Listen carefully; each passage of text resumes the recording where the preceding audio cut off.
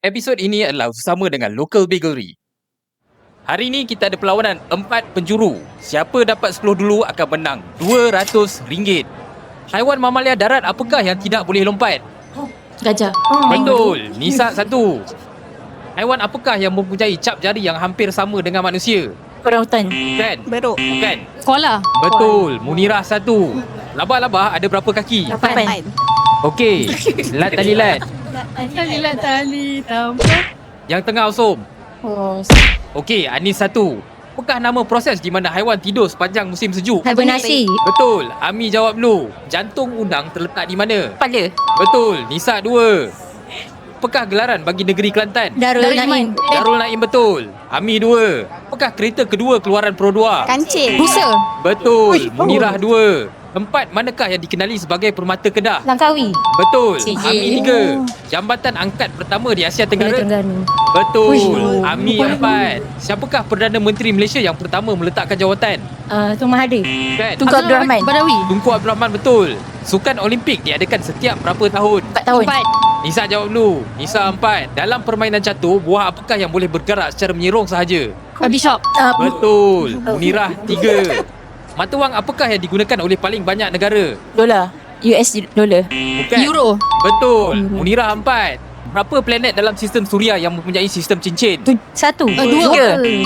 Betul. Anis 2. Logam apakah yang biasanya digunakan untuk membuat tin minuman ringan? Aluminium. Betul. Munirah 5. Apakah istilah bagi ruang yang tiada jirim? Vacuum. Betul. Munirah 6. Asid ascorbic merupakan nama lain bagi vitamin apa? C. Betul. Munirah 7. Namakan satu huruf yang tiada dalam jadual berkala. Y. Bukan. V. Bukan. J. Betul. Munirah 8. Statue of Liberty merupakan hadiah kepada Amerika Syarikat daripada negara apa? Brazil. France. France betul. Anis 3. Bahan apakah yang digunakan sebagai simbol protes Mahatma Gandhi menentang British? Bahan. Ya. Tukul. Bukan. Besi. Bukan. Bahan ni kita letak dalam makanan. Tak nak makan kan? Garam. Chili. Garam betul. Ami 5. Negara manakah yang merupakan tempat lahir demokrasi? Malaysia. Inggeris. Bukan. Yunani. Betul. Munirah 9. Benua didiami apakah yang paling kering? Antartika. Benua yang ada Australia. penduduk tetap. Australia. Australia. Australia betul. Ami jawab dulu. Air terjun tertinggi terletak di negara apa? Amerika Syarikat. Bukan. Brazil. Bukan. Kanada. Kanada. Bukan. Spain. Bukan. Dia dekat Amerika Selatan. Venezuela. Betul. Oh.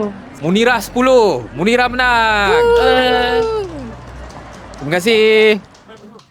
Follow Local Bakery dan nikmati diskaun 5% untuk sandwich signature Local Bakery dan mana-mana minuman matcha dalam satu resit. Sah sehingga 11 Mei 2026.